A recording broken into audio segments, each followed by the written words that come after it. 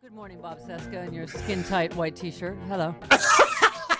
Yes, Travis has informed me of my skin-tight T-shirt. And it makes me specifically, makes me extra hot because you look like a coronavirus swab. Yeah. What? That's exactly what I was going for. What? I just had a swab in my mouth for a coronavirus test a few days ago. What is wrong with you? I was just saying if it could have been Bob. Wow. Oh my God. Kimberly Stephanie, we're the same show. You're wearing a white shirt. I was wearing a white shirt. It's a human-animal hybrid of shows.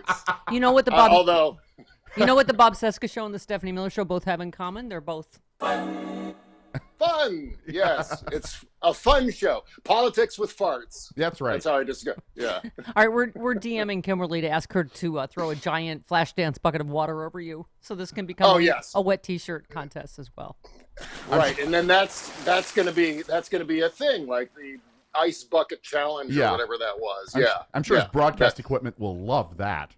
Did you see the weekend update where drunk Janine Pirro? Yeah. Even from remote Buggrass throws her, I don't know what it is, wine or whatever she's drinking on Colin Jost. It's like, how did you do that? Yeah.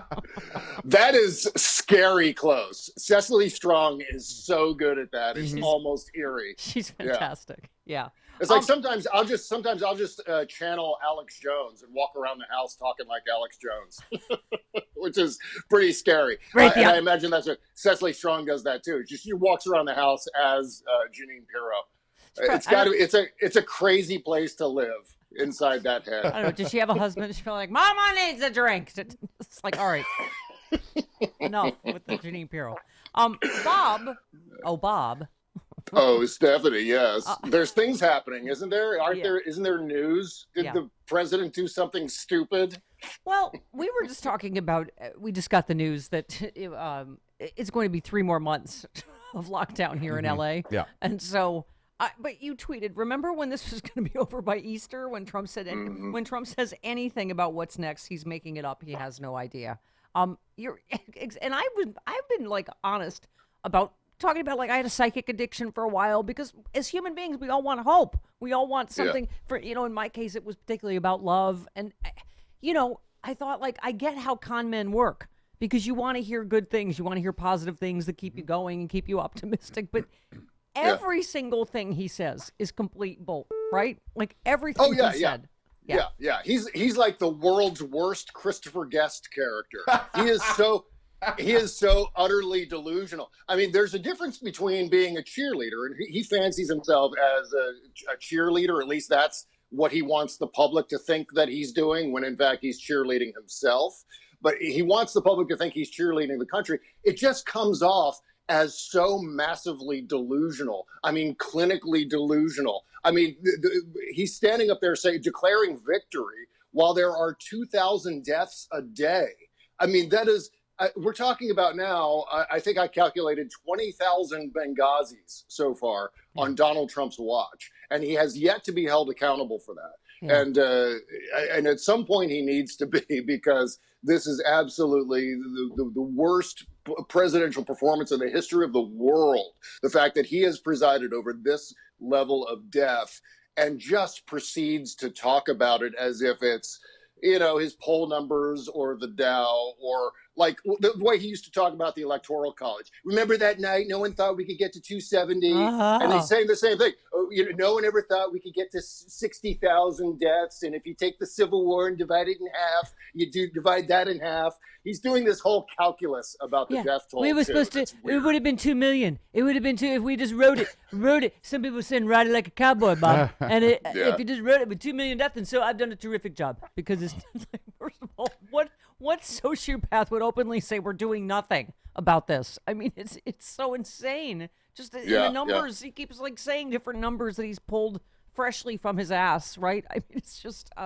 Well, there's no better metaphor for his incompetence than the fact that the White House is loaded with the virus. Yeah. I mean, it's not just... He was saying the other day, it's just one person. We found one person, and we have no idea how this even worked out with the testing. I mean, how did it happen that she was tested negative one day and is positive the next day? What could have possibly happened in that 24-hour period of time? It is, and like, at the same time...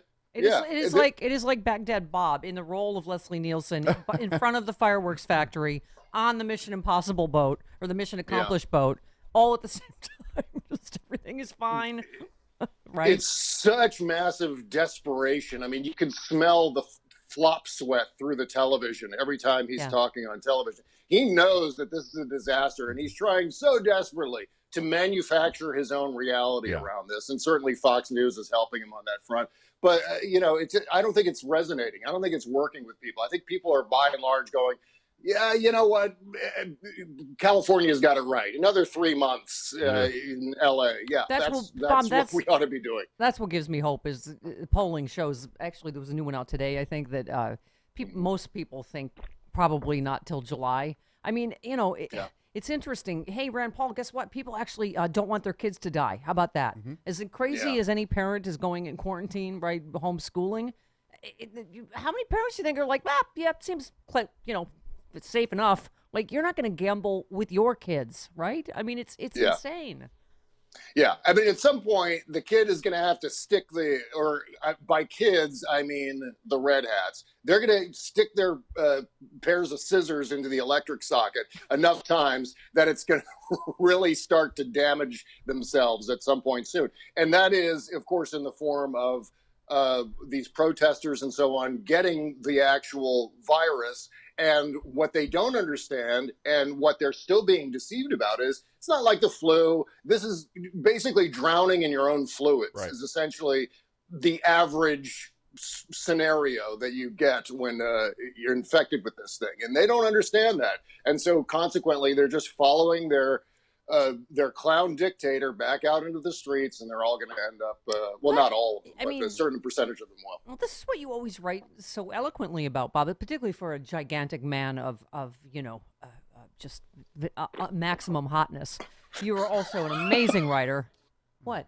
But just the 40% that really looks around and goes, 80,000 dead, Great Depression, 30 million out of work, going well. This is going well. I mean, it's. That part is just in a. By the way, did you see what Howard Stern, our friend, said? He said the oddity of all this is the people Trump despises most love him the most. Mm-hmm. The people who are voting for Trump for the most part, he wouldn't even let them in a hotel. He'd be disgusted by them. I mean, isn't that the other layer of this, that they are become a death cult for this guy that hates them? Yeah, I've been listening to Howard Stern since DC 101 days, and he is pretty familiar with the Donald Trump mentality. I mean, in fact, I would suggest that Donald Trump has borrowed quite a bit of his public persona from Howard Stern. Yeah. Insofar as, we all know Howard invented everything. Everything in radio, Howard invented it. In fact, the actual mechanism of a broadcast radio that you have in your home, Howard probably invented that too, or at least claimed he'd invented that. I mean, so I'm good with that. I'm here on Sirius XM. I am totally down with that.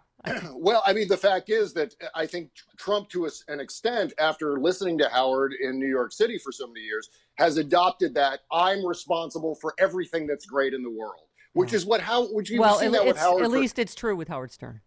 Well, yes. I mean, with Howard Stern, we're talking about a radio guy. We're not talking about the president of the United States. So, I mean, everyone knows that that's Howard's thing. That's been Howard's thing since the beginning. But with the president of the United States, you are a leader of 320 million people. Yeah. You are ostensibly the leader of, in fact, the free world. And to behave like this, to behave like some sort of, I don't even know what. I mean, I'm running out of adjectives, Stephanie. I'm running out of metaphors for Donald Trump because we are so deep into this. But Bob, you wrote a whole great piece about just this MAGA cult. And this, Devin tweeted, watching Republicans cheer on Rand Paul taking on Dr. Fauci almost perfectly characterizes the anti-intellectual, anti-reason, anti-fact, and frankly degenerate state of the Republican Party. And Carolyn tweeted, MAGA Twitter is starting another one of their astroturfed, artificially amplified Fire Fauci campaigns because Dr. Fauci publicly discussed scientific evidence about COVID-19 that contradicts Trump's manufactured reality. I mean, that's where we are right now, right? Oh, yeah. In fact, I think on my show, maybe a month and a half ago, I referred to this as the partisan pandemic, to the point where it's now, if you're taking rational, reasonable safety measures, wearing masks, social distancing, all the rest of it, you are a liberal. I was going to use the TARD. Yeah. Yes. Yeah. But I mean, that's the attitude. That's the idea that if you do these things that are the right things to do, then you're, a Hillary Clinton corporatist, whatever. Oh, I was going to ask her. Oh, you're a musclehead too. I was going to say, how perfectly was that in Florida, where the people that are protesting the gym closure are demonstrating perfectly why you don't need a gym? Right. They're all doing like sit-ups and squats and whatever to protest. Yeah, push-ups, all stuff you can do at home. Right. Yeah. Things that prove you don't need to go to a gym and infect other people with your germs. Yeah. Right. Right. There are some things I'm happy to avoid the gym about, and it's those people. I'm glad, at least because the gyms are closed, I don't have to deal with those kinds of people. Have you heard the news? I've become the Peloton wife. I blame Debbie Boone because she's the one that got me hooked. I've had this bike for 20 years. I have a regular. I didn't buy the bike. I just have. You can get the app for free. I don't know what happens after the 3 months, but I am like, I'm never going back to a spinning class again. I'm so. You never hear lines like that on any other show. Right. I'm the Peloton wife, I'm the and I Peloton blame wife. Debbie Boone. Right? That's right. Yeah. I mean, I don't know how you do that. We were texting. I was like, you lit up my life with Peloton. I had to say it. I'm sorry. I had to do the joke. I had to do it. I'm sorry. Yeah. I mean, stationary bike riding to me is like some form of torture just below waterboarding. I know, but if the teacher and the music is good, I'm like, I'm going to have zero social skills when this is over, Bob. I'm not going to go anywhere, even when it's safe to go out. Do they tell you to eat the right wolf or whatever? No, they don't tell you about feeding the right wolf. Oh, okay. It just seems like I'm never going out. I'm never going out again. I'm just going to listen to the lady in my bike. The indoor riding classes, spinning, whatever. It seems to me as if that is some sort of weird prank on the people who are actually doing it. Yes. Let's see. I'm hearing myself now, and I'm being an elitist because I like to be in my pain cave outside. No, it just seems every time I've done a stationary bike situation, a half an hour seems like 6 times. I don't know. Me too. And I was always like, no, I need the people and the and the instructor screaming at you and in my face. Yeah. But I don't know. I think we're adapting. We're all adapting. By the way, Debbie Boone is insanely competitive. She sent me a screenshot of the screen when she was in her Peloton class yesterday. Because I don't have the bike, so I'm not hooked up with the other people. But she goes, here's me when I'm trying to get ahead of the other person in front of me. I was like, oh, no wonder you have so many Grammys. Wow. Hey, if I wanted a guy yelling at me, I'd go to Twitter. Yes. There's lots of people yelling at me on Twitter. Oh, Bob, you are fun. You're just fun. Right? And I don't sweat nearly as much when I'm on Twitter. Yeah. That's the difference. Bob Cesca. Yeah. Fun! Not fun size, but he is fun. I mean, almost fun wow. Oh, God. Not fun size. Just... Fun! Wow! Okay. The Bob Cesca Show is a must-hear. It's a must-hear. It's a delight. I listen daily with my Raycon wireless earbuds. Hello.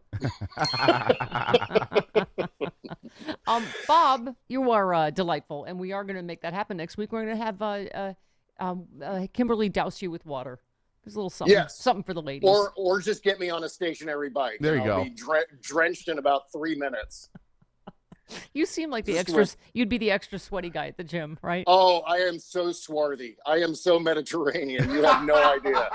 I'm sweating right now. I'm just sitting here, and the back of my shirt is just see-through at this point.